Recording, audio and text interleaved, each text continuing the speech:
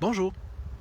Je ne sais pas si vous avez remarqué, mais on entre dans un monde où manifestement, il va être de plus en plus possible ou envisageable qu'en plein milieu de conversation, vous vous fassiez interrompre par quelqu'un qui va alors vous dire t'as peu, oh, oh, un instant, il y a de l'énergie négative dans ta façon de parler ou dans ta façon d'être. Oh, oh. Fait que là, donc, en voulant dire ça va pas bien, on arrête ça, c'est mal. Comment a-t-on pu en arriver là, en gros, tu sais? Remarquez que cette question-là que je viens de poser pourrait faire, ça serait très intéressant d'en faire la thématique d'un autre live. Mais pour tout de suite, moi, la question que je veux étudier aujourd'hui avec vous, c'est plutôt, est-ce que c'est justifié? Est-ce que c'est logique, pertinent et sain? Ça, ce genre de commentaires ou d'intervention ou de jugement, finalement. Quand je dis, sauf que quand je dis comment on est arrivé là, rappelons quand même qu'on part d'un point, il ne voulait pas si longtemps, exemple, dans les années 80, il pouvait avoir un Jean-Luc Mongrain qui faisait des vidéos comme celui que j'ai mis, qui faisait... on l'a mis sur une vidéo là, que je viens d'ailleurs de publier sur mon wall, mais je veux dire, dans ses émissions, il pouvait parler de façon extrêmement vigoureuse, d'une façon très virile, on va dire, ce qui a d'ailleurs amené bien des gens à dire au moins dans le temps, il y avait des journalistes qui avaient des couilles. Mais justement, c'est quoi ça, avoir des couilles? Et comment peut-on en avoir aujourd'hui si du moment où est-ce qu'on en a, on se fait taxer d'énergie négative? De même, qui n'a pas entendu l'expression « mettre un point sur la table » ? Une expression traditionnelle québécoise qui montre que c'était le genre de choses qui pouvait se passer quand un père de famille, à un moment donné, faisait ça, mettait son poing sur la table, dans un geste qu'aujourd'hui serait probablement taxé de violent, de sanguinaire, dangereux. Faites-le arrêter quelqu'un puis appelez la DPJ, right? Parce que c'est mal, parce qu'il me démontre en faisant ça, quoi, si c'est pas de la colère. Ça fait que ceux qui pensent comme ça, se pensent sans doute en se faisant très avancé et élevé en spiritualité, ben, mais d'ailleurs, est-ce que c'est le cas? Je ne sais pas, mais je vous inviterai d'une façon ou d'une autre à attendre à la fin de ce live-là pour en juger. Mais une chose est sûre, c'est que cette façon de penser-là, cette façon de juger-là, énergie négative, pas bon. Pour être diplômé en psycho, la première affaire qui me frappe, c'est à quel point cette façon donc de penser puis de parler peut être totalement et clairement contraire à certaines des connaissances les plus fondamentales que va nous avoir appris la psychologie, justement. Commençons donc par la colère. Parce que là, je vais parler dans ce live-là de la colère, de la haine, de l'anxiété, de toutes sortes d'émotions qui aujourd'hui seraient, dans le vocabulaire New Age et pop psychologie, qualifiées donc d'énergie négative. Je rappelle que c'est pas... Je préfère préciser que c'est pas mon choix d'expression, mais je vois avec qu'est-ce qu'on entend, right? Quand je parle de psycho, je vais faire référence pour commencer, parce qu'on va tout d'abord prendre le cas de la colère. Je vais faire référence à une approche qui s'appelle la CNV, la communication non violente, qui est issue vraiment de la psychologie d'un psychologue reconnu, Marshall Rosenberg. Mais je veux dire, c'est juste un cas parmi d'autres, là. Mais où est-ce que il est clairement établi dans les principes de base qu'il y a comme 5 émotions de base, ok, des émotions fondamentales, dont la colère, ok. En fait, c'est colère, joie, surprise, peur, puis dégoût, je pense. Mais tu sais, le but étant que, tu sais, comme on dit, il y a une autre adage qui dit on a droit à nos émotions. Ben, en tout cas, on regarde la CNV et je vous dirais la psycho en général, on a droit aussi à la colère, on a droit aussi à la tristesse, on a droit aussi à la peur.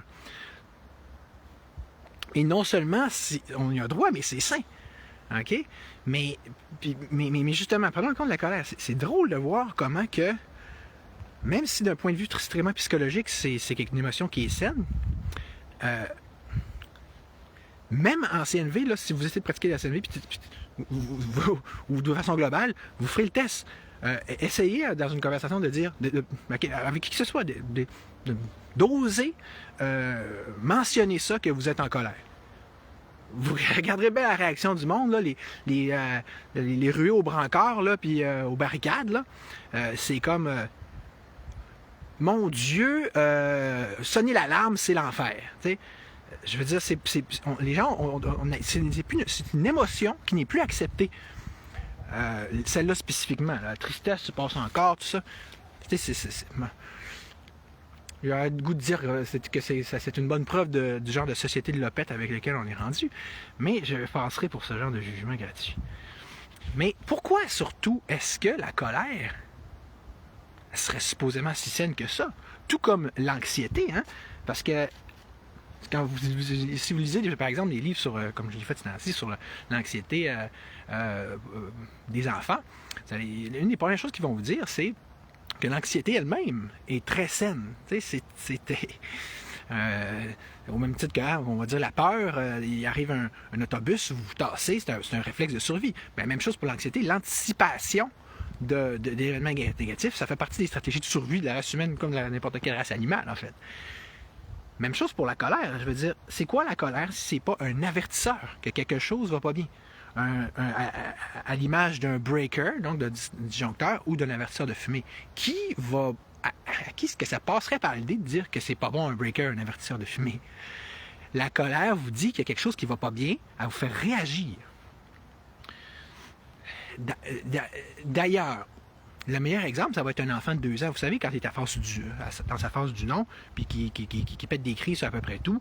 Exemple, un autre enfant à la garderie, il vole son jouet, il fait une crise, il se fâche. Est-ce qu'on va se mettre à lui reprocher? C'est mal, mauvais garçon, mauvais enfant, mauvais, comme un chien, là. Mais non. Ça finirait plus, hein? Même chose, tant qu'à ça, si tu fais un cauchemar, est-ce que quelqu'un va te dire c'est de l'énergie négative? Bon, là, je parle plus strictement de la colère, mais tu comprends? En fait, même, bonjour mon ami Dubé, et notamment en CNV, là, ou en écoute rogerienne, ou en n'importe quelle forme d'écoute empathique et bienveillante, basée sur l'écoute inconditionnelle et le non-jugement, on s'entend que c'est assurément pas la façon de faire et qui est préconisée de refuser les émotions plus négatives de quelqu'un ou de leur signaler qu'elles sont malsaines ou leur laisser entendre ou qu'elles sont injustifiables, quoi que ce soit. Là. Ça, c'est comme l'ultime no-no, la chose numéro 1 à ne pas faire. D'ailleurs, que ce soit en couple ou entre amis, on s'entend-tu que ce serait vraiment le fun, hein?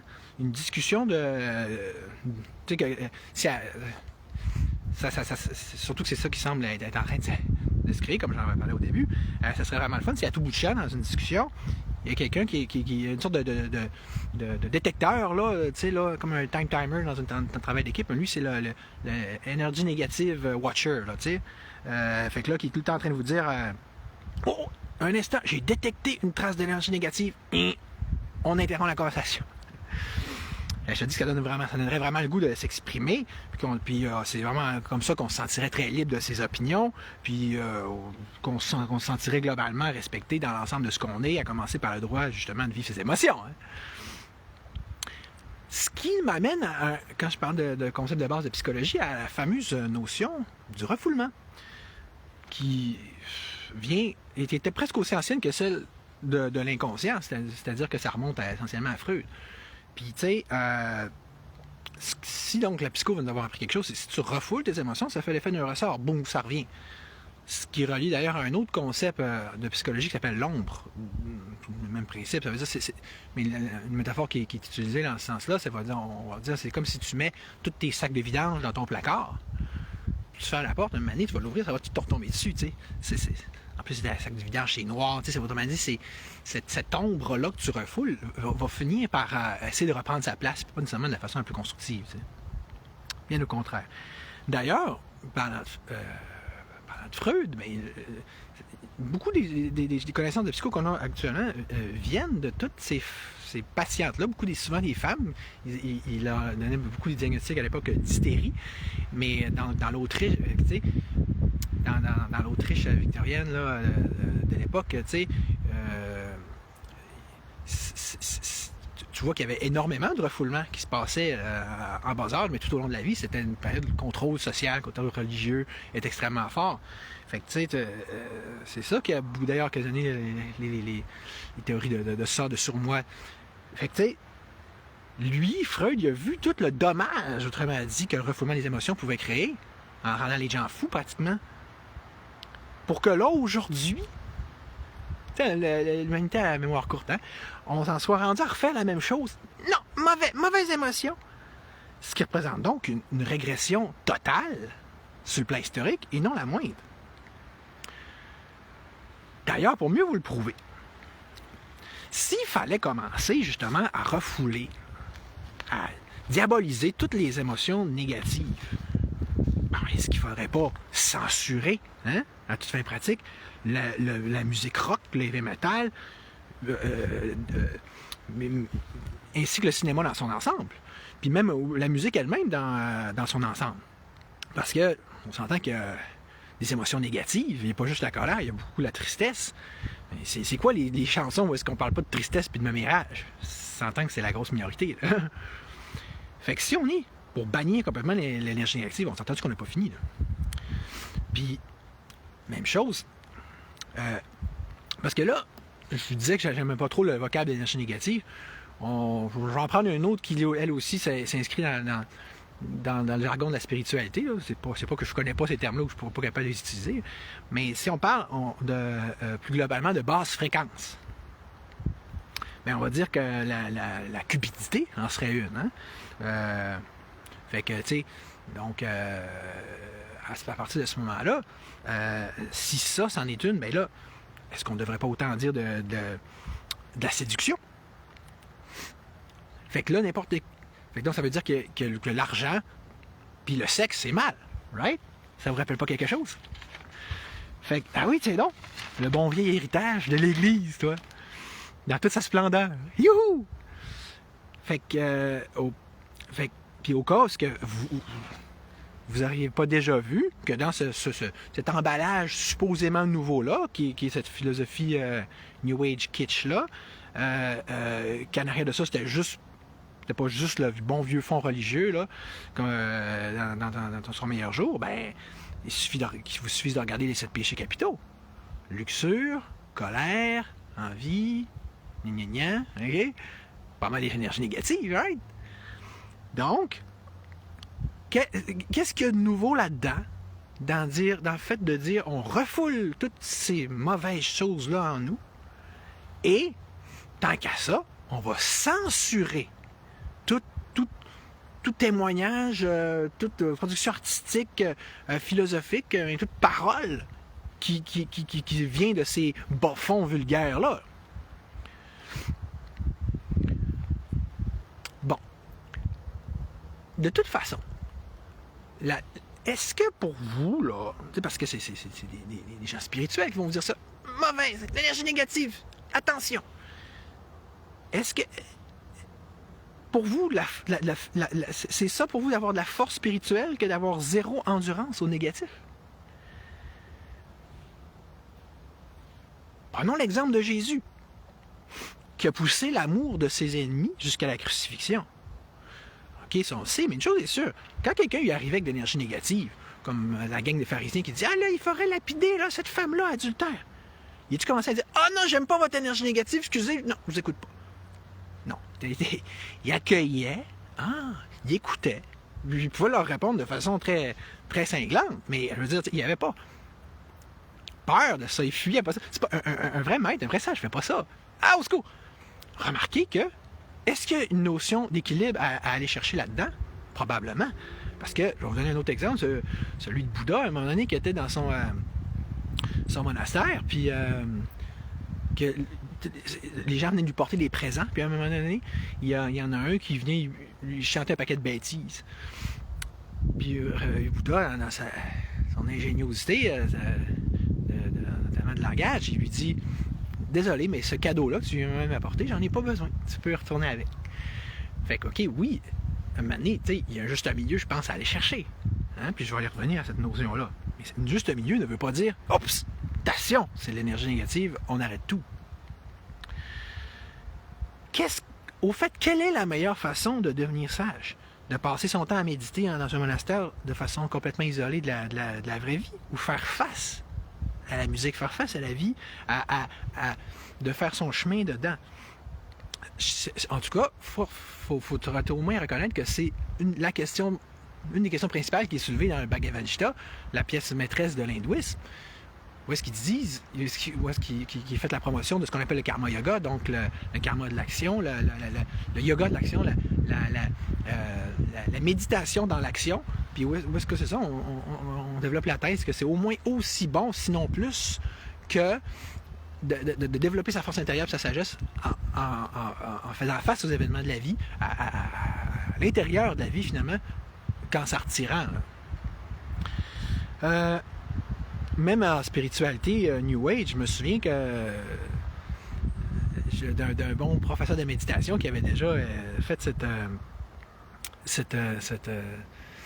petite leçon-là, à un moment donné, il avait dit, moi, souvent viennent des gens, je leur demande c'est quoi la relaxation pour la méditation. Ils disent, moi, c'est quand là, je m'assois devant un beau paysage, là, c'est calme, là, coucher du soleil, puis là, je médite, là, je suis relax. Il dit,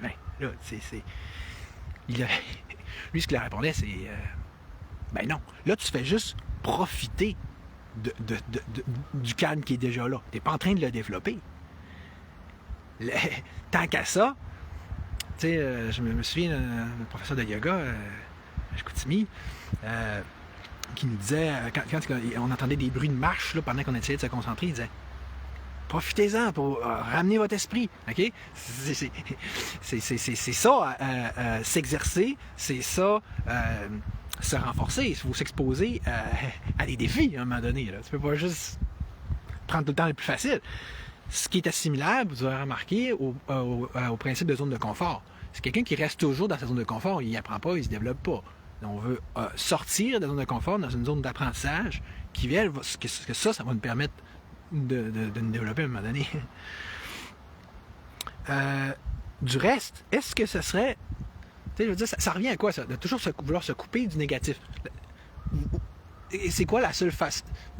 Si vous voulez vraiment vivre puis aller dans cette direction-là, c'est quoi les options qui vous restent? Sinon de devenir ermite, mais à un degré tel que ça va en devenir impraticable. Parce que ça va vouloir dire quoi? Vous ne verrez plus vos propres enfants. En plus, bien sûr, de vos parents, vos amis, votre chum, votre blonde.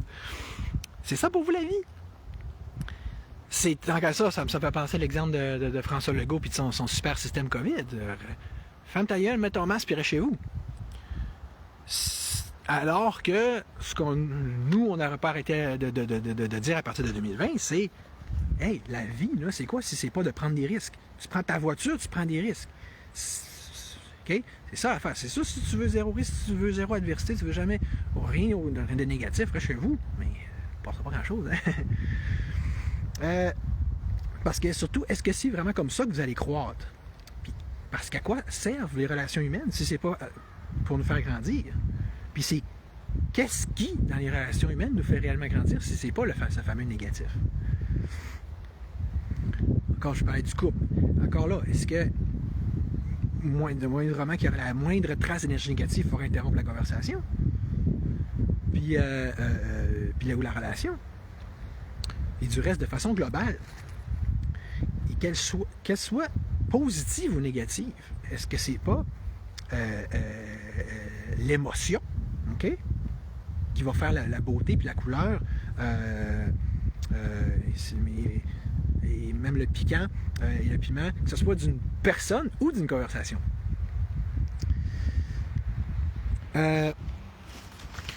En changeant un peu de sujet, je ne sais pas si vous avez remarqué que de nos jours, on a tendance à diviniser beaucoup là, et puis idéaliser beaucoup les Amérindiens. allez-vous essayer de me faire croire que, pour reprendre un autre élément, qui n'était pas violent? Parce que c'est ça une chose, la violence, c'est une autre affaire. Si on commence à tasser tout ce qu'il y a de négatif, il va falloir aussi tasser la violence. Donc, il faudra enlever leur pistolet aux policiers. Il faudrait arrêter une telle chose que l'armée. Bon, c'est violent. Je vous laisse deviner un peu ce qui se passerait. Il faudrait se dénucléariser complètement. Encore là, c'est deviner qu'est-ce qui arriverait. Puis, pour en revenir aux Amérindiens, ben, dois-je également vous rappeler qu'ils étaient mangeurs de viande? Parce que là, j'ose espérer que tous ceux-là qui sont contre l'énergie négative, là, j'espère que vous êtes non seulement végétarien et vegan absolu, parce que sinon, vous osez vivre, vous alimenter de ce qui vient du meurtre d'animaux. C'est là que tu vois que, tu sais, comme disait un certain Bouddha, bonjour à Picard, quand, tu sais, qui disait donc, ce bon vieux Bouddha, que la vie est souffrance, là, une chose est sûre, c'est que la vie est également violence. Puis si vous n'en êtes pas convaincu, mais qu'il s'agisse de regarder la nature que voici.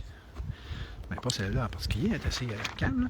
Mais je veux dire, prédatorisme, carnivorisme, d'une part, ok, ça c'est pas l'humain qui a inventé ça, hein, mais il y a aussi simplement les cataclysmes ou des réalités de base comme la faim, la maladie, la mort, qui vont nous permettre de voir que l'adversité fait non seulement partie intégrante de l'humanité, mais de la nature elle-même.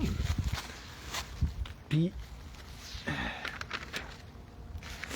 c'est ce qui avait déjà justement amené Bouddha à dire, ben c'est ça, la vie, c'est d'accepter ça. Okay? Parce que comment on deal avec ça? En démonisant ensuite toute réaction négative ou en la dépassant, ce qui commence bien sûr justement par l'accueillir. Parce que tu sais, imaginez-vous un vrai bon sage, je sais pas là. Est-ce que, exemple, un vrai bon moine bouddhiste, là, exemple. Est-ce que vous le verriez, lui, se dire à lui-même, oh là, mon Dieu, là, j'ai eu une colère, ça n'a pas de bon sens, là, ou dire à ça à quelqu'un, hey, tu viens d'avoir une colère. Tu sais, c'est le vrai sage, il dépasse ça, il s'énerve pas, là, justement, avec une telle ou telle émotion. Au contraire, en méditation, exemple zen, ce qu'on va dire, c'est les émotions, tu les laisses passer comme les nuages dans le ciel. Tu regardes, tu laisses passer les événements intérieurs, tout comme les événements extérieurs, sans t'y attacher et t'y accrocher. Bon, je vais faire un petit aparté. Parlant de la loi de la jungle, le capitalisme, ça serait donc mal aussi. Hein? Parce que c'est de la compétition, c'est négatif. Alors vous devriez éviter tout job qui implique la compétition, même si celle-ci est intrinsèque et implicite. Parce que vous êtes coiffeuse, exemple. Ben là, quand quelqu'un vous appelle, vous essayez de la convaincre que vous êtes une bonne coiffeuse, meilleure qu'un autre. Mais c'est très compétitif, c'est négatif. C'est une forme de combat. Donc, la seule façon de faire ça, de quitter complètement le système puis devenir entièrement autosuffisant. Bon. Puis, tant qu'à bannir le négatif, ben pourquoi pas aussi bannir le positif? Parce que, pour en revenir encore au bouddhisme, est-ce que c'est pas ce que cette religion-là se trouve, entre autres choses, à faire? Avez-vous vu, en effet, avez-vous déjà vu un vrai moine bouddhiste tibétain dire « Yes, j'ai gagné tel jeu! » Non, parce que les autres, ils cultivent l'équanimité puis la voie du milieu. Donc, à partir de là, ils s'écartent des excès, notamment émotifs, et c'est littéralement d'un côté comme de l'autre. Puis comme je disais tantôt, eux autres, c'est beaucoup l'essence de leur religion, c'est l'extinction du désir. Ce qui implique de cesser de vouloir la répétition d'expériences positives, au même titre qu'on essaie de se prémunir des expériences négatives. Tu sais? Fait que tu veux pas, autrement dit, être toujours dans le désir de la répétition de ce qui est positif, même peut-être que tu ne cherches pas, tu n'es pas tout le temps dans l'évitement, et donc la peur de ce qui peut être négatif. Il y a un bon côté à ça, mais on s'entend que ça peut également se traduire par une sorte de refoulement, finalement, du désir, donc du plaisir, de la joie, qui peut être associé à différentes expériences. Mais ultimement, la grande question là-dedans, là, philosophiquement parlant, même théologiquement parlant, on s'entend dessus que c'est surtout à quoi sert le négatif, sur l'énergie négative ou tout ce qui peut avoir de négatif. Il était là pour rien. Il était mis là pour rien. Dieu, dans sa grande puissance, dans sa grande sagesse, il aurait donc été niaiseux. Hein? Il a mis ça là pour rien, lui. Le cave. Hein? La vie est niaiseuse et mal faite. Hein? C'est drôle parce que bien d'autres religions ne disent pas ça, tu sais. Puis même le christianisme non plus, on va y venir tantôt. Puis c'est ça qui est pratique de connaître une couple de religions, pas rien qu'une, hein? Puis des collègues comme vous. Exemple, le taoïsme. Vous avez déjà vu le yin et le yang. Donc cette notion-là que l'un ne va pas sans l'autre, le blanc sans le noir. On pourrait parler d'une religion au moins aussi, peut-être l'une des plus anciennes sur Terre, c'est le zoroastrisme, donc de Zarathustra. Fait que ça me permet de dire qu'ainsi parlait Zarathustra. Puis, donc, qui lui disait essentiellement qu'il y a deux esprits dans la vie, dans l'univers. Un positif, un négatif, un lumineux, un ténébreux. Puis que c'est de cette dualité-là que naît la vie, finalement, là, qui caractérise toute l'existence. Dans les films de fantasy, là, tu vas avoir, exemple, le film Legend, avec notre cher Tom Cruise, où est-ce qu'ils vont faire à la fin vraiment cette apologie-là, que there is no light without darkness, ou dans le vol des dragons, ils vont le dire de façon encore plus explicite, en disant que le bien n'aurait aucune chance d'exister si son contraire n'existait pas, le mal. En fait, à quoi sert la lumière si c'est pas pour illuminer les ténèbres? Le meilleur exemple étant sans doute celui de la connaissance. Parce que ce soit en bouddhisme notamment, on va dire que les ténèbres, c'est d'abord... En fait, l'ultime source du désir puis du mal, c'est quoi? C'est pas l'ignorance. Dans plein de traditions, c'est ça qui va revenir. L'ultime ténèbre, ça va être l'ignorance. Or, ce qui est souvent permis d'amener cette métaphore-là de la connaissance comme étant la lumière. Donc, là, jusque-là, tu vois bien. La lumière, la connaissance, sert à éliminer les ténèbres de l'ignorance. Ça veut-tu dire de chialer contre les ténèbres, de taper dessus, de cracher dessus, de vomir dessus, de donner des coups de pied, de l'haïr, de la refouler? Mais non! Elle est son antidote. À la limite, sans ténèbres, la lumière ne sert à rien. On ne peut pas dire qu'il y a lumière s'il n'y a pas de ténèbres à éliminer. C'est là qu'on voit que ça, c'est un combat, à mon sens, qui a par trop duré, là. Que ce soit la notion de bien, de mal, de lumière, de ténèbres, blablabla, là. Et je compte d'ailleurs y consacrer un de mes prochains livres. C'est juste que là, je n'avais pas le goût d'attendre encore des années. Là. Je voulais au moins que vous commenciez à vous en livrer certains des principes essentiels, comme je le fais là. Mais, comme je vais peut-être plus le développer dans ces livres-là, mais au moins je vais vous en parler un peu tout de suite. Les dieux anciens, les dieux des religions polythéistes qui existaient avant le christianisme, ben, est-ce qu'il ne faut pas reconnaître qu'ils étaient beaucoup, quand même, justement, même très impulsifs, très intempestifs, puis se comportaient d'une façon qui, en bonne partie, serait techniquement immorale. Et parmi ces dieux ou divinités-là, prenons l'exemple de Cernunnos, un dieu celtique qui est un dieu cornu, lui-même très assimilable au dieu Pan en mythologie grecque, qui lui-même la fin pratique est identique aux satyres. Puis les satyres ou les centaures, dans le fond, c'était des êtres qui symbolisaient beaucoup là, le côté là, animal de la nature. Ils pouvaient être violents, un peu trop fougueux, agressifs, un peu rustres. C'est comme l'animal en nous, tu sais. Mais il était justement célébré comme des forces essentielles et fondamentales dont il était la représentation. Fait que tu comprends, c'est un peu nouveau, là, cette affaire-là, là, d'institutionnalisation du refoulement. On va dire, ouais, mais c'est la faute à l'héritage judéo-chrétien. Oui, mais t'as peu. C'est même pas aussi simple que ça. C'est arrivé quand même de façon relativement tardive, puis je vais en faire dès maintenant la démonstration. Commençons par Jésus. C'est assez incroyable que là, la colère, là, ça soit la fin du monde, exemple, dans un monde chrétien, compte tenu qu'il y a probablement personne qui ne sait pas, qui ne se rappelle pas parfaitement bien de ce fameux épisode-là de la colère de Jésus dans le temple. Hein? La colère sainte. Tu sais, l'épisode de Jésus et les vendeurs du temple. Hein? On s'entend, là? Il arrive dans le temple, il y a plein de tables de marchands. Il dit, vous avez souillé ce qui était l'art de la maison de Dieu, pour ensuite se mettre à c'est une sainte colère, c'est correct, là. Oui, c'est justement. Hein? Donc, à tout renverser les tables, les chaises, puis ça. On s'entend-tu que quelqu'un ferait ça aujourd'hui? Il serait taxé de fou furieux, il serait envoyé en prison. Puis là, vous allez me dire, oh, mais là, c'est exceptionnel, c'est fâché. Il a fait ça juste une fois. Ah ouais? Je vais vous lire un passage écoute, ça, c'est 23, 13, 15, là. Je ne sais plus si c'est.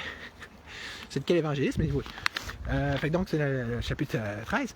Malheureux êtes-vous, scribes et pharisiens hypocrites, parce que vous fermez à clé le royaume de Dieu devant les hommes. Vous êtes, en effet, vous-même, en effet, n'y entrez pas, et vous ne laissez pas entrer ceux qui veulent entrer. Malheureux êtes-vous, malheureux, scribes et pharisiens hypocrites, parce que vous parcourez la mer et la terre pour faire un seul converti. Quand c'est arrivé, vous faites de lui un homme voué à la géhenne, 2 fois pire que vous. Dans ce genre de speech-là, c'est même pas le seul, là, de Jésus, est-ce que on peut déceler des traces de colère? Peut-être de haine même. Une chose est sûre, c'est qu'il est chicane, puis solide à part de ça, là. Les pharisiens puis les scribes hypocrites. Hey! Chicaner! Ça serait une autre chose qui est inenvisageable aujourd'hui. C'est mal chicaner quelqu'un. Hein? Ben, que dire du Dieu de l'Ancien Testament, tant qu'à ça, qui lui fait pas juste chicaner, mais punit. Puis, pas rien qu'un peu, hein? Faire l'équivalent d'une bombe nucléaire sur Sodome et Gomorrhe, c'est pas ça qui le rebute ou fait peur plus qu'il faut. Ou carrément wiper out l'humanité au complet dans un génocide à peu près absolument total, comme il a fait au déluge. Non, j'ai le droit. Donc lui, il a le droit, mais pas nous. Ben oui, c'est le boss. Fait que là, ça serait ça, la fameuse loi de la Bible. Faites ce que je dis, faites pas ce que je fais. À quoi ça sert d'être un livre religieux, c'est pas pour donner un exemple. Fait que, tu sais, là, avant de revenir sur le christianisme, je vais juste refaire un petit aparté encore au niveau du bouddhisme. Donc, qu'est-ce que Bouddha dit de faire, lui, avec le négatif, avec ce qu'on n'aime pas, si c'est pas de l'accepter? Okay? Donc, l'acceptation je veux dire, le premier précepte, là, c'est de dire la souffrance est causée par le désir. Deuxième, c'est que donc l'extinction du désir amène l'extinction de la souffrance. Alors, ça me permet à dire qu'il faut l'accepter. De cesser de vouloir que les choses soient différentes de ce qu'elles sont. Donc, si c'est quelque chose qui ne te convient pas, que tu n'aimes pas, ben, il faudrait comme que tu l'acceptes. Si j'aimerais avoir quelque chose que j'ai pas, ben encore là, t'es mieux d'accepter le fait que tu l'as pas. Fait que c'est tout de l'acceptation du négatif. Bon. Ok, je reviens au christianisme. Je vais vous parler d'un certain personnage du nom de Satan. Là, avant de me faire traiter de sataniste là, par des chrétiens, ça, on s'entend pour crier loup sont très bons. Là. Je vais commencer par juste vous montrer ce que je vais vous lire aujourd'hui. Ça s'appelle la Bible, ok? Ça, là, c'est le genre de... C'est pas moi qui l'ai piqué, là, mais clairement, ça vient d'un... Ça doit venir d'un hôtel américain. Il est en anglais, parce qu'il y a plusieurs versions de la Bible. Hein, mais cette version-là, je ne sais pas pourquoi, elle est particulièrement intéressante. Regardez bien ce que je vais vous lire. Puis là, comprenez, je lis la Bible. Le problème de bien des chrétiens qui chialent, puis qui pleurnichent, puis qui me mettent, c'est qu'ils devraient commencer par eux-mêmes lire cette fameuse Bible, plutôt que juste en parler, puis de la comprendre. OK? C'est ça qu'on va essayer de faire. Fait que là, regardez bien ça. On va lire ensemble. Le livre de Job. Hein, peut-être le plus intéressant là-dedans. Et je vais le lire en anglais, puis je vais le traduire. De toute façon, c'est juste ce passage-là qui est intéressant. C'est parce que c'est le premier livre, ça, où est-ce qu'il parle de ce fameux personnage de Satan. Again, there was a day when the sons of God...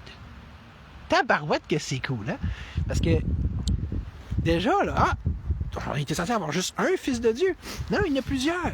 Probablement des espèces d'archanges, on dirait aujourd'hui d'êtres de lumière, hein? Très, très avancés. Mais regardez donc. Qu'est-ce qui arrive à ça? The sons of God came to present themselves, sont venus se présenter before the Lord, devant le Seigneur, and Satan came also among them to present himself before the Lord. Ah! Fait que là, c'était une sorte de réunion où étaient conviés les fils de Dieu.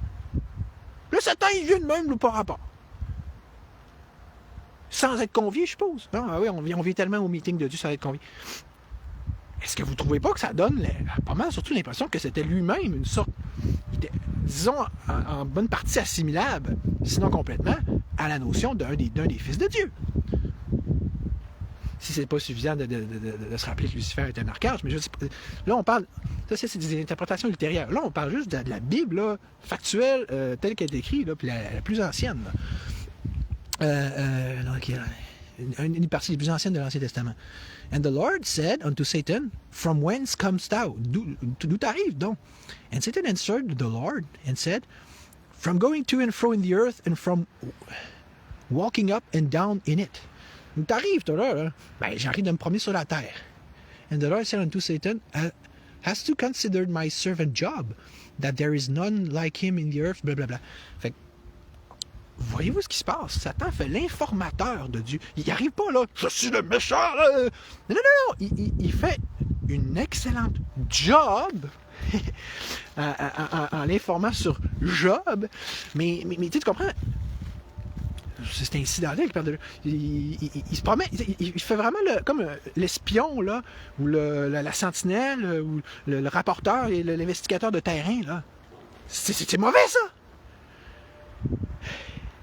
Fait que c'est spécial. Puis, le rôle qu'il y a dans ce livre-là, Satan, là, c'est drôle parce que c'est pas mal directement le même. Salut Régine. Que ce que son nom lui-même indique. Que veut dire Satan? C'est pas accusateur. Lui, là, dans le livre de Job, Satan, il accuse Job. Il fait comme vraiment un procureur de la couronne. Hein? C'est ça que ça fait un procureur de la couronne, ça accuse. Lui, il dit, t'as peu, là, il met en question Job. Il dit, moi, je pense qu'il n'a pas fait une bonne job. Je pense que si tu le testais, si je le testais, autrement dit, parce que là, ils font équipe là-dedans, justement, Dieu et Satan.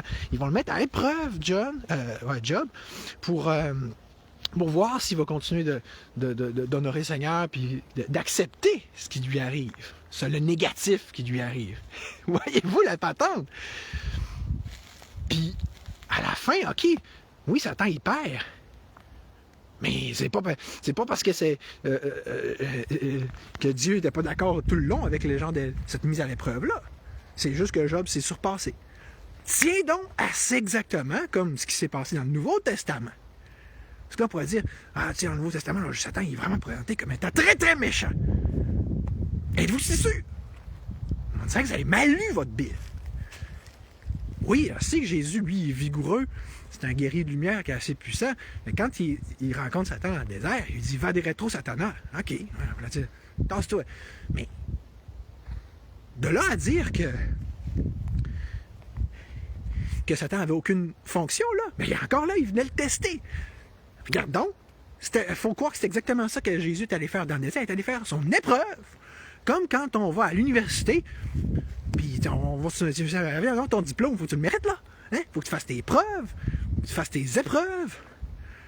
Fait que là, c'est seulement à la fin de ces 40 jours-là que là, Satan est venu, comme son testeur, tu sais. Puis, puis que là, il a posé ces 3 questions.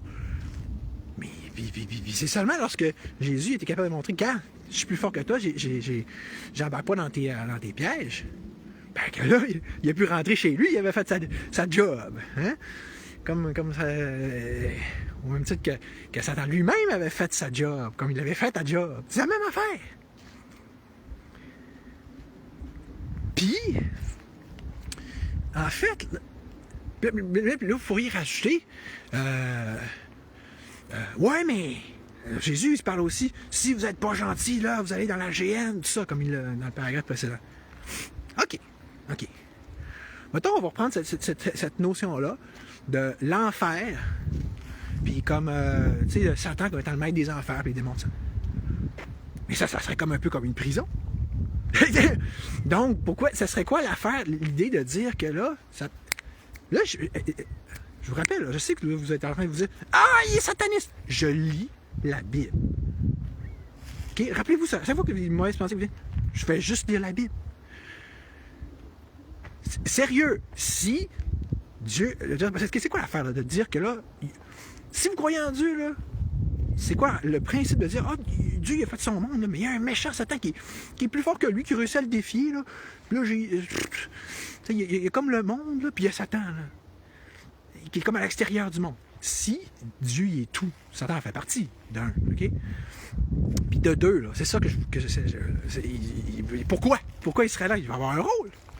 Mais si c'est celui de gardien de prison, ça en plus d'être celui de procureur de la couronne, ben ça encore là, c'est non seulement des rôles qui sont réels, mais qui sont assimilables à ceux qu'on a dans notre propre société. Tu sais, quand on dit remettre à quelqu'un aux autorités, là, ça veut dire que d'un, c'est toute la police, c'est tous les gardiens de prison, c'est tous les procureurs de la couronne. Tu comprends? Je suis pas en train de faire la promotion du genre de système qu'on a là. Je suis pas en train de dire qu'il n'y aura pas 1 million d'améliorations à leur apporter. Ceux qui me connaissent le savent. Mais de là à dire qu'il n'y a rien de bon là-dedans. D'ailleurs, je disais là, Satan, c'est l'accusateur.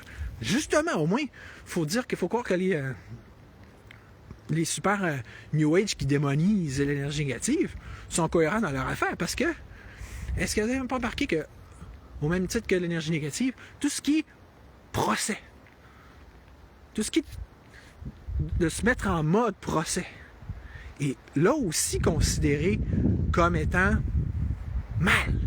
Parce que c'est plus bon, ça on ne parle pas comme ça. Puis, une chose est sûre, c'est que... oui, parce que, tu sais,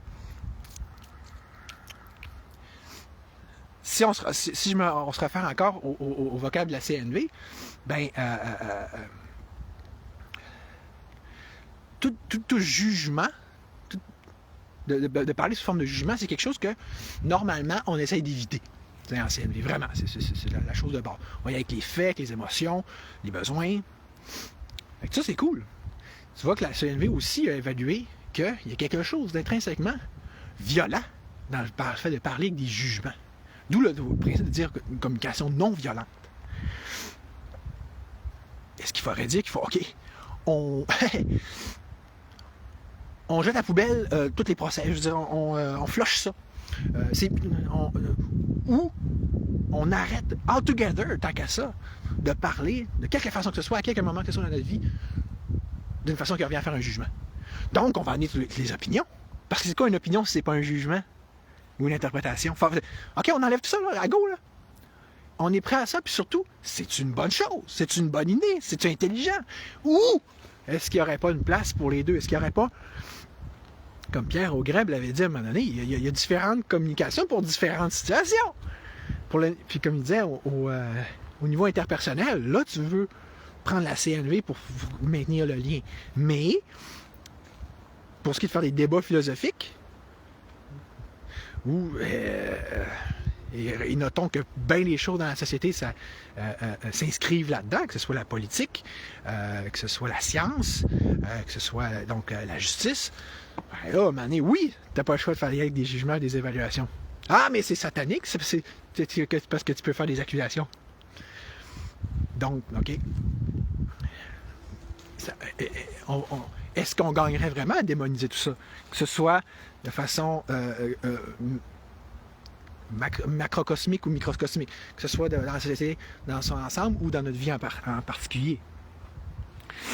C'est là que tu vois que de vouloir séparer l'énergie négative de la positive, pour reprendre ce vocable-là, ou plus précisément de vouloir à tout prix se prémunir du négatif, est-ce que c'est pas assez exactement comme quelqu'un qui dirait, moi je veux des piles 3A ou 2A, mais juste la polarité positive.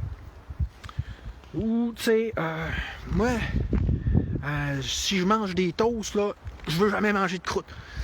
C'est parce que si tu manges ta croûte avec le reste de la toast, là, puis le reste de la toast, il va te donner tout le goût que ça prend pour avoir le goût de manger tes croûtes. T'sais.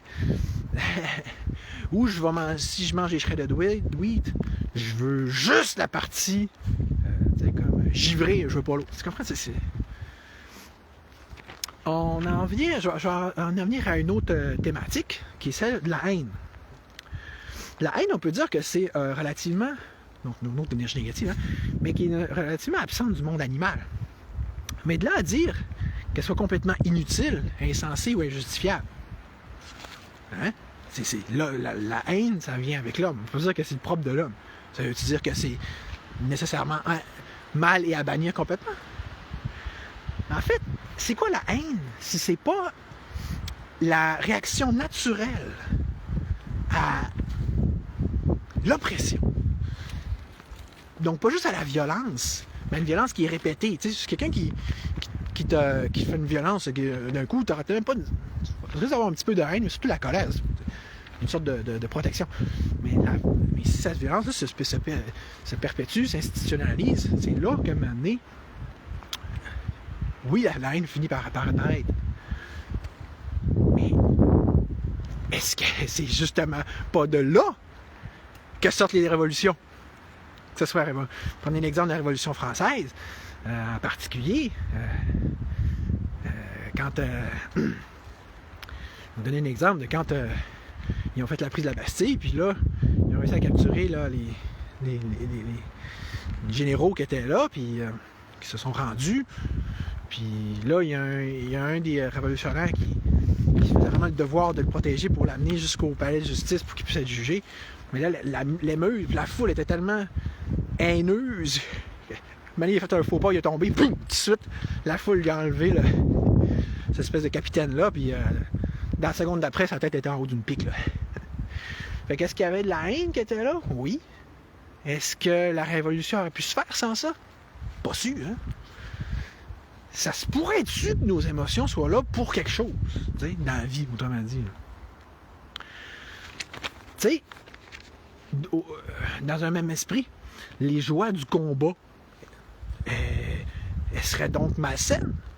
Alors tous les arts martiaux seraient littéralement à bannir intégralement.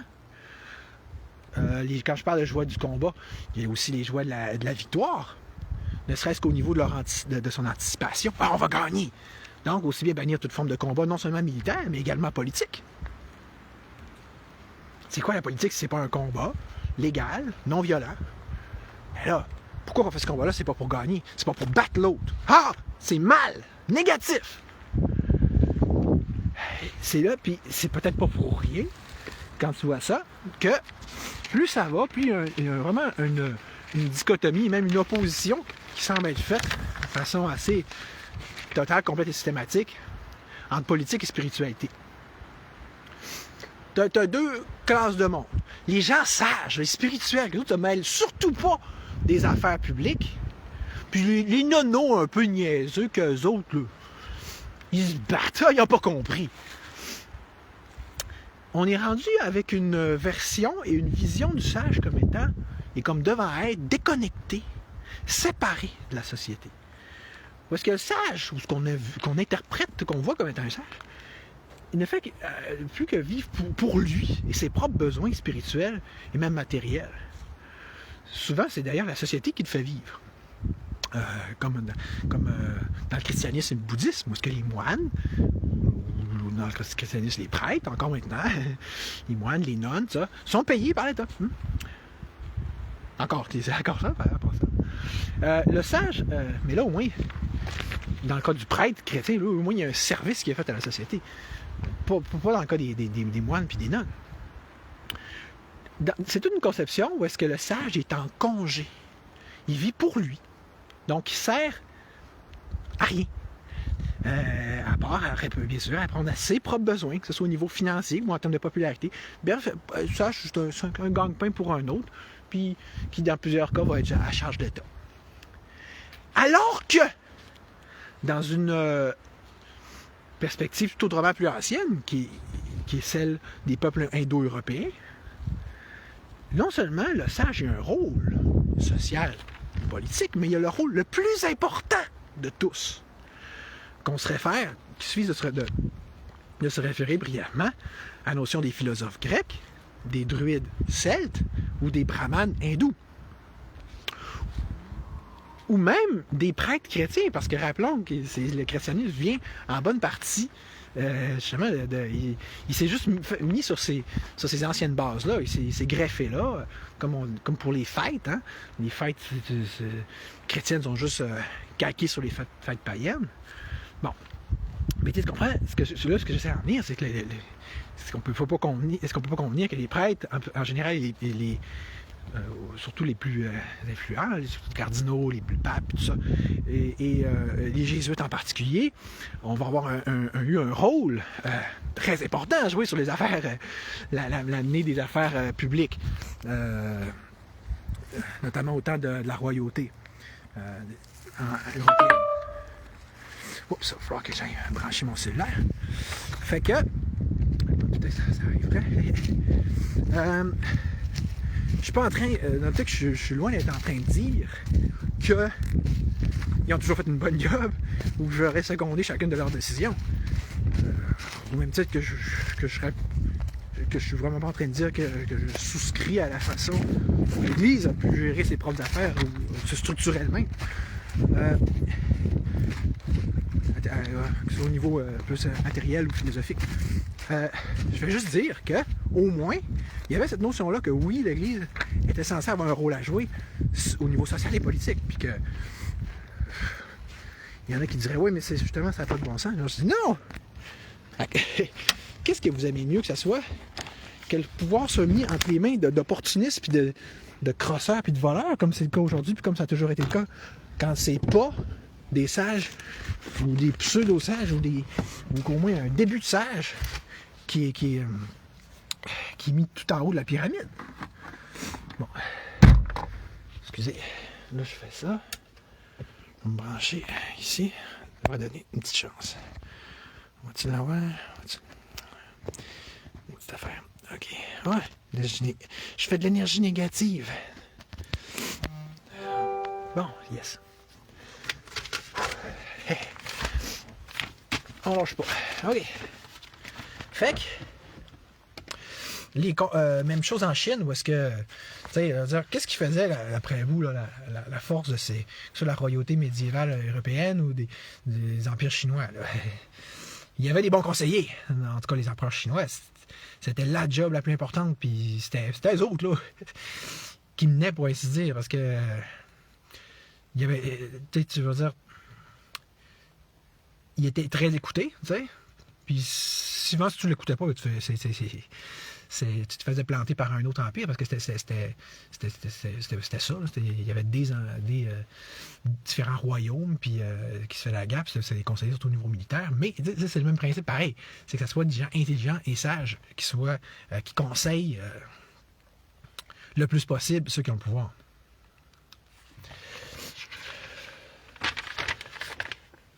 J'achève, là. Tu sais,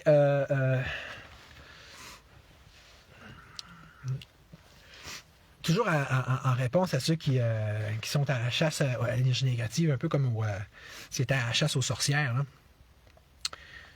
Puis un peu comme je disais tantôt, si plus globalement, plutôt que parler d'énergie négative, on parlait de basse fréquence, de base d'énergie. Donc, il en ressortirait que tous ceux qui sont donc occupés, comme c'est quoi le cas d'à peu près 95% du monde, à penser à leur job, leur avancement professionnel. Ben là, autrement dit, en termes spirituels, ils pensent à quoi, là, si c'est pas à leur ego, à leur pouvoir, puis à leur argent. C'est pas des bases d'énergie, ça? Puis, ça veut dire que les gens baignent là-dedans. Est-ce que c'est pas ça qui serait le plus nocif, tant qu'à ça, plutôt que le fait que, tout d'un coup, là, il y a quelqu'un qui a une brief outburst, une bref poussée de colère. Tu comprends-tu? Moi, si quelqu'un qui a une bref poussée de colère, là, je fais comme, oh, t'as peu. Son émotion parle. Il y a de la vérité là-dedans. Il y a de l'authenticité. Ça, c'est intéressant. Est-ce que c'est pas ça qui est bien plus important d'écouter ça? Plutôt qu'exemple, ce qu'on consomme.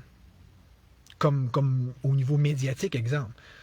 Puisque on sait que si vous ouvrez la TV, je n'ai parlé à mon dernier live, c'est quoi que vous allez avoir à 95%? Si c'est pas d'énergie négative gratuite, puisque non directement relié à vous. Puis en plus que c'est relié à aucun scénario, c'est juste de l'énergie négative à de l'énergie négative. Puis donc, ça va être d'autant plus réellement nocif. T'sais, si tu t'ingurgites, tu t'imbibes de ces choses-là, là, de un, ça t'amène aucune édification morale, spirituelle, mais de deux, c'est pas relié à toi, c'est juste du négatif pour du négatif. S'il faut couper quelque part en négatif, on peut-tu couper dans ce qui vient de l'extérieur plutôt que ce qui vient de l'intérieur? Ce qui vient de l'intérieur, lui, il vous dit, il n'est pas con, là, votre corps. Il n'est pas con, votre cœur. Il n'est pas con, vos émotions. Si vous êtes fâché, c'est probablement parce qu'il y a une raison. Mais pourquoi pas l'investiguer et l'écouter, Chris? Puis si vous avez coupé à quelque part, pouvez-vous couper ce qui vient de l'extérieur de vous plutôt que l'intérieur? Ce qui vient, on devrait dire, des médias, dont font évidemment partie la télévision et la radio, soit dit en passant, vous pourriez fort bien vous en passer. D'ailleurs, vous feriez fort bien de le faire. Mais ce qui vient de vous, vous auriez au contraire tout intérêt à y porter la plus grande attention. T'sais. Fait que, tu sais, fait que ça, c'est une chose. Puis comme je le disais tantôt, là, s'il faut se prémunir du négatif, le négatif, on va faire la paranoïa du négatif, OK. Mais justement, on peut-tu tasser là, les cochonneries qui viennent de l'extérieur d'un, en alimentation aussi d'ailleurs. Puis après ça, on va se dire, ouais, dans votre vie, il est où le négatif? Le vrai négatif. Ça me fait penser dans Excalibur, à un moment donné, Arthur dit à Merlin, où se cache le mal dans mon royaume? On dirait que j'ai réussi à tout conquérir, à prendre le dessus, puis c'est moi qui est pleinement maître, là. Merlin dit, où se cache le mal? Toujours l'autre s'y attend le moins. Voyez-vous la grande erreur de juste là, se fier aux apparences, de juste quelqu'un qui fait de une colère, c'est un peu comme un feu d'artifice. Tout le monde là, parce que c'est très visible, c'est très apparent, là, c'est très tape à l'œil, là, on accroche là-dessus. Pendant ce temps-là, alors que pendant ce temps-là, le vrai négatif, il se fait par en arrière. Les gens qui sont tous, justement, comme presque tout le monde de la société, obsédés par leur ego, leur pouvoir, leur carrière, leur argent. Ça hypothèque, ça colore l'ensemble de leur vie. C'est ça qui s'est passé avec la COVID. Tout le monde est compromis. Tout le monde est économiquement, politiquement compromis. On voit tout le mal que ça crée. Ça, c'est du vrai négatif. Pourquoi c'est pas ça qu'on regarde à la place? Mais fiez donc pas de ce que vous voyez, mais de ce que vous voyez pas. Même titre au niveau de la manipulation. C'est-tu sain de la manipulation? C'est-tu une basse fréquence? Un petit peu, d'après vous, rien qu'un peu. Mais ça, si quelqu'un vous manipule, que ce soit un politicien ou un ami, ça va-tu être très apparent? Non. C'est-tu très négatif? Oui. Ben, encore là, t'avais que faire un bon mélange autour de vous, ça serait pas pire. Mais, tu comprends, c'est pas utile à ça de dire négatif, positif, négatif. Essayez de faire. On peut-tu juste globalement essayer d'avoir des bits de vie plus sains? Mais ça, là, ça suppose quoi? C'est pas d'être connecté à son ressenti, pour ressentir, ça c'est bon, ça c'est pas bon pour moi, ça c'est bon, ça c'est pas bon. Mais la colère, c'est ce qu'elle vous aide à faire! Elle fait un avertissement très fort que ça c'est vraiment très pas bon. On va diaboliser ça, voyons! la sagesse antique, ça consistait plutôt à canaliser la colère ou toute autre émotion négative. Exemple, au niveau de qu'est-ce que les druides cherchaient à faire en tant qu'architecte de la société celtique, mais ça se faisait dans tous les peuples primitifs. Tu sais, ceux qui étaient primitifs, antiques, là, y compris les Amérindiens, quelqu'un qui était plus violent, qu'est-ce qu'on allait faire? Plus agressif, si c'est pas de rediriger, recanaliser son énergie pour en faire un guerrier. Puis que là, au moins, elle est utile, son énergie est mise au service de la société. Même chose au niveau, pour ce qui est des arts martiaux. C'était en Extrême-Orient. C'est-à-dire, on va canaliser ça, cette agressivité-là qui est dans l'humain, pour en faire quelque chose d'utile. Plus récemment, dans la psychologie jungienne, lui, il ne jure que par la sublimation. C'est quoi la sublimation? Si c'est pas de prendre ça que ce soit la libido ou d'autres. Mettons l'exemple de la libido. On va la canaliser, puis ça va devenir la principale pulsion artistique. Ça vient, selon lui, la source, puis selon toute la pédagogie freudienne aussi, de toute création artistique. Là. Eux autres, la libido, c'est le sens, imagine, c'est le nom qu'ils donnent à la pulsion vitale. Ça donne une idée. Si on est commencé encore là, c'est pour dire tout ce qui est basse fréquence, tout ce qui est désir, tout ce qui est... OK, si c'est pas bon, ben on n'est pas fini hein, de s'auto-flageller puis de s'auto-mutiler. Hein. Fait que tu sais, c'est ça. Fait, cette canalisation-là, cette sublimation-là, là, est-ce que ça commence pas d'abord par accepter, accueillir puis intégrer l'énergie en question, donc l'énergie négative en question? Assez exactement comme je suis en train de le faire en ce moment. Si vous n'aimez pas ces parties de vous-même, si vous ne les acceptez pas, vous ne les laissez pas vivre, si vous ne les laissez pas être, c'est ça. C'est quoi si c'est pas ça d'accepter d'accueillir? Ben, je veux dire, là, ça part mal un peu, là. Salut Eric. Je finis avec cette dernière analogie-là, qui vient aussi... en fait, d'un certain psychologue qui s'appelle Jean-Marc Bourquette, il prenait 3 exemples, mais c'est figuratif, c'est pas nécessairement historique. Là. Freud, Jung, puis Nietzsche. Freud, il en faisait l'exemple du refoulement, là, mais je pense que c'est... Okay, prendre ça avec toute réserve. Là. Nietzsche, donc Freud, c'est le gars qui dit c'est mieux de refouler tes pulsions. Puis Nietzsche, laisse libre cours à tes pulsions.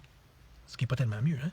Mais Jung, entre les deux, c'est la notion de faire l'acceptation. Ça veut dire que sans dire à ton énergie négative, tu fais tout ce que tu veux, je vais commencer par accepter que tu sois là. Okay? Je vais faire une place, puis d'écouter ton besoin pour y répondre de façon qui est plus socialement acceptable puis constructive. Donc, qu'est-ce que ça veut dire? Je termine avec ça, c'est ma conclusion. Qu'est-ce que ça veut dire? Tout ça, c'est pas que l'énergie négative, tout comme le reste de nos énergies, ont tout simplement besoin d'être aimées et reconnues. Comme on va le faire avec nos propres enfants, sans les juger, mais en accueillant ce qui vient d'eux, que ce soit comme émotion, comme besoin, comme un vrai bon père, un vrai bon parent est censé le faire. Puis sans me mérer, c'est pas à nous, comme parents, de faire les bébés. Ah, c'est négatif que tu me dis. Soyons droits, soyons forts, soyons courageux, sages, puis capables d'encaisser, puis d'accueillir ça. Ça a déjà un meilleur point de départ que de faire les bébés. Merci, bonne journée. C'est ça. OK, ça.